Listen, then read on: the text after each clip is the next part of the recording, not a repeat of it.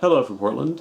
I was watching Doctor Who yesterday with my friend Stephanie. There was a line in Doctor Who that I thought was really good. The episode was about this planet where there's some kind of being that sort of feeds on stories, that feeds on people's memories. And at one point the Doctor said, our souls are made of stories. And first of all, it's a great line. It has a very Neil Gaiman sound to it. But it also expresses a lot of things I think are both true and important on a bunch of different levels. And one is obviously, we really are made up of our stories. We are made up of not only the things that happen to us and the things we do, but also the narratives that we tell about those things, how we connect those things together. Because all you're experiencing is right now. This nanosecond is all you're ever directly experiencing. Everything else is memory and expectation. Everything else is part of a story that you're telling yourself and those around you. But we're not just made up of the stories that happen to us. We're not just made up of the stories in which we are the protagonist.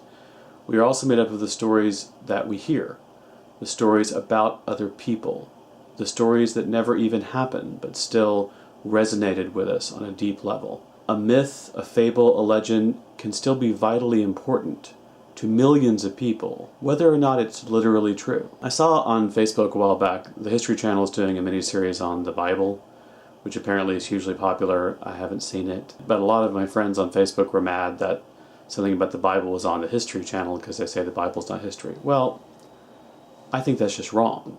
Even if you don't believe a word of the Bible, and certainly there are things in the Bible that didn't happen, but just as certainly there are things in the Bible that did happen. The Bible is a hugely important historical document. It has had an undeniable effect on civilizations across the world right up until right now.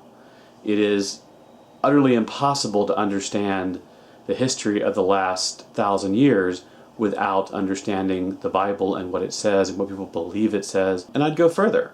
I'd say, in fact, stories that are invented are conceivably more important than stories that are literally true. You're only ever going to experience a tiny, tiny percentage of the possible experiences yourself. And then your immediate family and friends are going to give you access to just a slightly bigger perspective on the world. But stories can connect you to millions of people all throughout history, all throughout the world. I think most of how we relate to other people is passed down through stories. There was an ad that ran during the Super Bowl that I thought had some very sexist overtones to it, and I posted something about it on Facebook. And one of my friends said, well, I get what you're saying, but it's fiction. It's not a big deal. And I just disagreed with him because, number one, I think the most damaging stereotypes are conveyed through fiction. I think if someone sat down on a stool during the Super Bowl and said, women are just prizes to be handed out to heroic men, it would have zero impact.